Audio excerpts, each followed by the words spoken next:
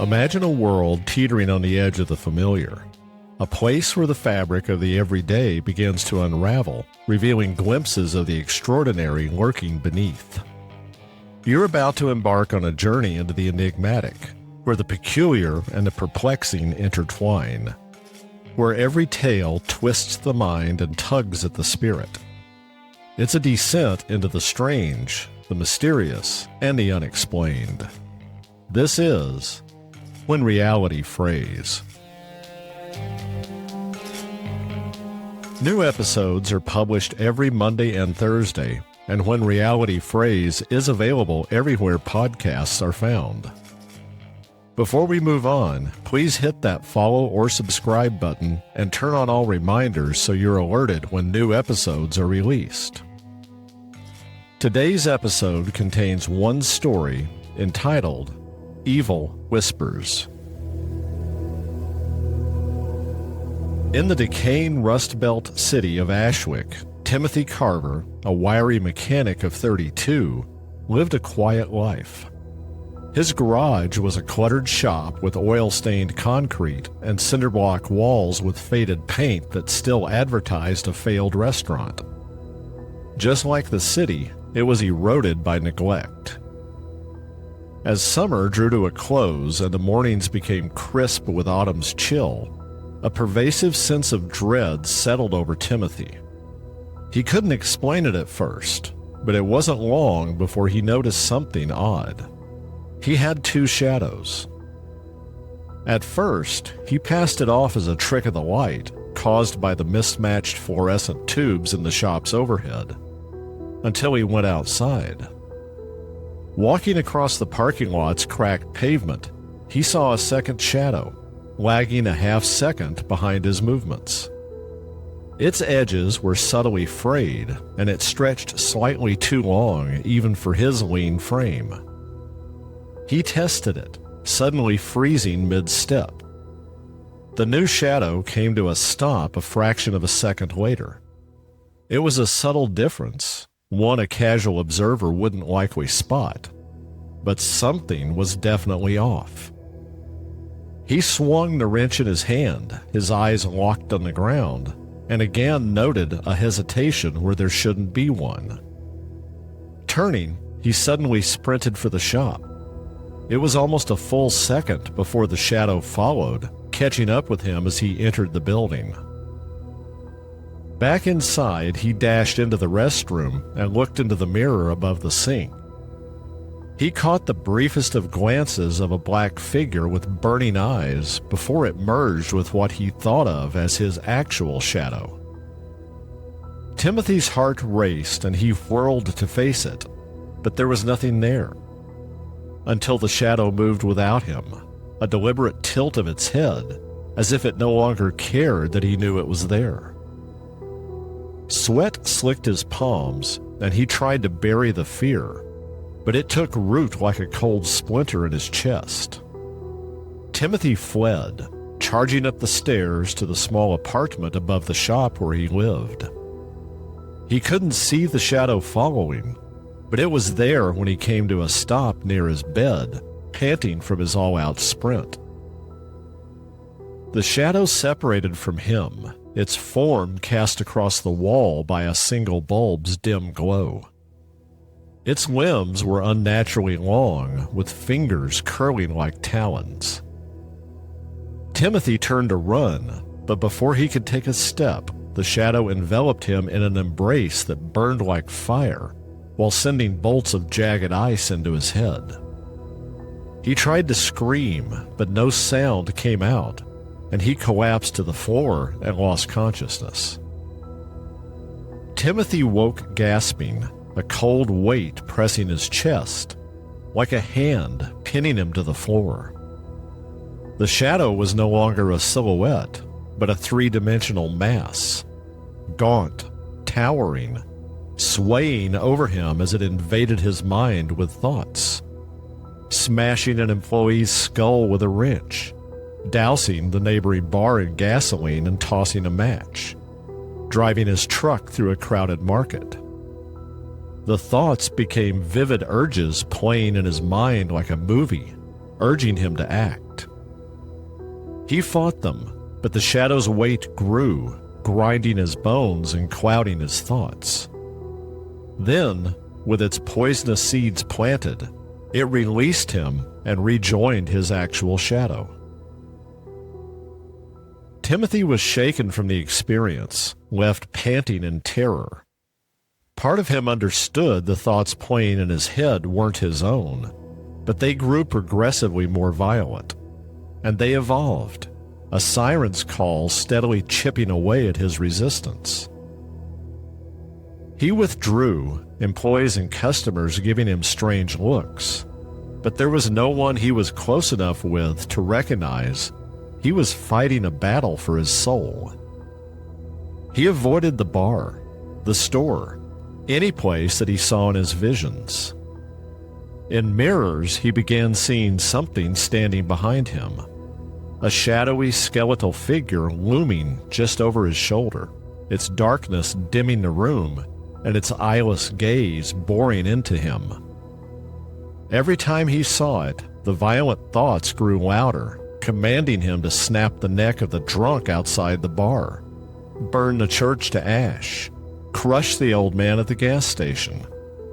Each dictate felt more and more as if it were his idea, his desire, and his resistance faltered. One moonless night, the shadow's weight drove him from his apartment, a large wrench clutched tightly in his fist. He had no conscious destination and wound up in a dark alley behind the bar. A drunk stumbled out, unaware of his presence. Timothy stepped behind the man and swung the wrench with all his might, caving in the drunk's skull.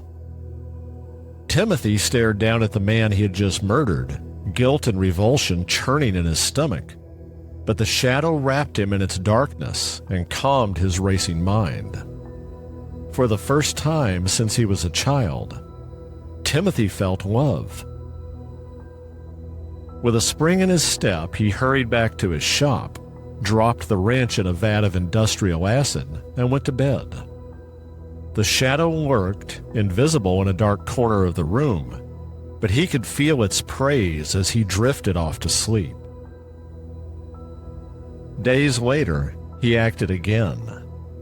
The gas station erupted in flames, the old man who owned it screaming as the fire consumed him. Timothy watched from a distance. Guilt pierced him, bile rising in his throat, but the shadow embraced him, comforted him. The next morning, he woke after an incredibly vivid dream and climbed into his truck. He drove to the school, and when he spotted a group of teens in a crosswalk, his foot pressed the accelerator to the floor. A part of his mind screamed, fighting the shadow's pull, and at the last possible instant he swerved. Enraged, the shadow wrapped him in its darkness, its weight crushing his ribs until he couldn't breathe. When it released him, any thoughts of disobedience he might have had been purged. Timothy's acts grew reckless. He vandalized cars with crowbars and slashed tires. He torched a church, beat a homeless man, leaving him broken and bloody in a ditch. And each act fed the shadow. Its form sharpened until it was a towering mass of insatiable evil. His body weakened, his steps dragging, as if the shadow was also siphoning his life. Now, mirrors showed only a darkness that writhed with malevolent intent. Closing the garage, he locked himself inside, terrified of the monster he was becoming. But the shadow's commands were relentless. Slit the postman's throat. Build a bomb and plant it in a grocery store timed to go off at the peak of business. Kill until the town was silent. But people had noticed the change in Timothy, the closed shop, the plywood covering the garage's few windows. The police came, but he refused to answer the door, and they eventually left. but he knew they'd be back with a reason to force their way in. And there was enough evidence in the building for him to spend the rest of his life in prison. Driven by revulsion of his acts and fear of being caught, a spark of resistance bloomed within Timothy. He fought the urges. The shadow raged in an attempt to regain control. It towered over Timothy, claws scraping the pavement, commanding him to go out and slaughter the entire town. A pistol was in his hand, a large knife in his waistband. But in a moment of clarity, he saw the monster he had allowed himself to become. With a scream, he fired the gun into the shadow, refusing to give it the blood it craved. But the shadow was unharmed, and when he fired his last shot, its weight slammed into him like a storm, and they fought. Not with fists or weapons, but with will. The shadow's rage chilled the air, but somehow Timothy found the strength to resist. But he knew his will wouldn't hold for long. He dashed outside, the shadow following and wreathing him in its darkness, but it couldn't stop him.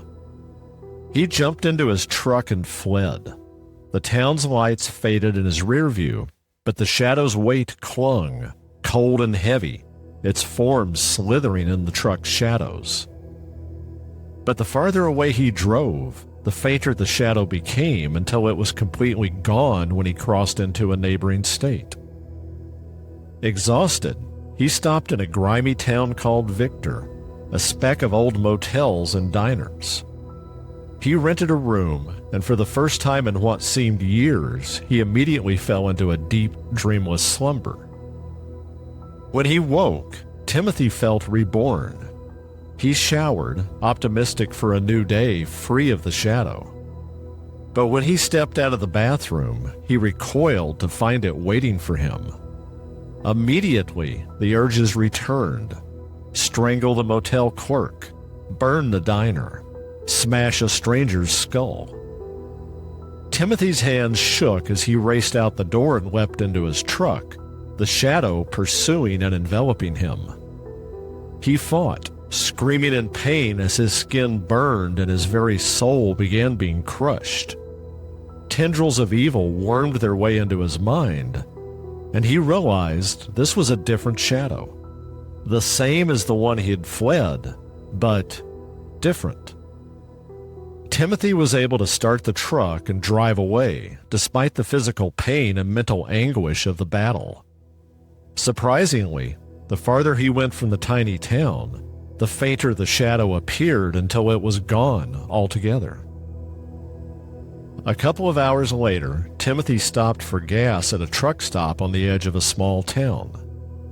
While his pickup was filling, he went to use the facilities and encountered yet another shadow. It was standing in the corner of the restroom, apparently unseen by anyone else. And it seemed to recognize him, coming forward to wrap him up while urging him to set fire to the fueling pumps. It followed him when he ran, demanding he kill the family he raced past. It appeared in his truck as he screeched away, but as before, it faded with distance until it was gone. Timothy dreaded having to stop again. When he needed to relieve himself, he found a side road far from civilization and drove down it a few miles before stepping out. But there was no alternative to refueling his truck.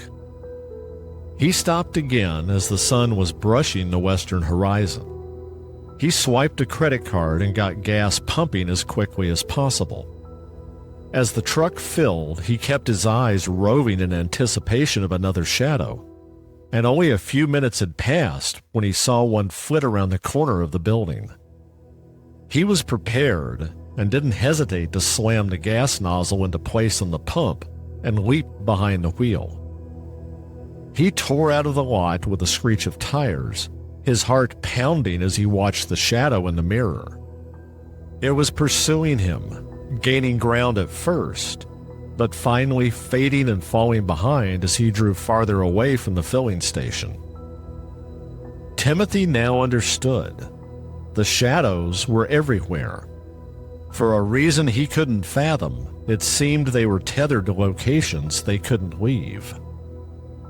He drove into the night, no destination, only the need to stay ahead. Town after town, he ran, each stop marked by a different shadow's appearance. But the urges were the same: maim and murder, destroy. Occasionally, he would spot them on empty stretches of highway, but the closer he approached towns and cities, the more he saw. His life became a blur of highways, his body wasting, his soul fraying, forever fleeing the shadows and the evil they encouraged. One night, exhaustion sat heavy on his shoulders. He was somewhere in the desolate stretches of Wyoming and hadn't seen a shadow since passing through Casper. Pulling to the side of the road, he drove far enough out into the grasslands that his truck couldn't be seen from the highway.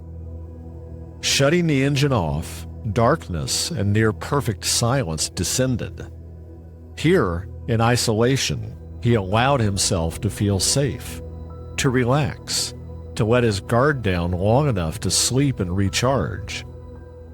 He finished a cigarette and crawled into the truck, stretching across the bench seat. Timothy awoke with the sunrise. He stepped from the cab, looking about in search of a shadow, and breathing a sigh of relief when he didn't find one. But as he looked around, he noticed smoke coming from beyond a distant ridgeline. Curiosity got the best of him, and he began walking. Cresting the ridge, he looked down at a small encampment of tents. Two of the tents were burning furiously, as if they'd been doused with something very flammable. A scream floated on the still morning air, and a bloody woman burst out of a tent. Frantic, she dashed about, shouting for help. Another woman came out of a different tent. She held up a plastic bottle and squirted the contents onto the frantic woman, who recoiled in horror. The terrified woman tried to run, but tripped and fell to the ground. Before she could rise, the other woman dashed in and sparked a lighter. Flames whooshed to life, and she backed away as the woman writhed on the ground, screaming in horrific pain. The woman who had started the fire stood calmly, watching her handiwork. Then he saw the shadow, standing on the far side of the camp. It rippled in the morning light as it moved between the tents to envelop the woman, almost like a lover. He watched a moment as it comforted her, then ran for his truck. That's it for this episode. If you're enjoying the stories, please support the podcast by buying me a coffee.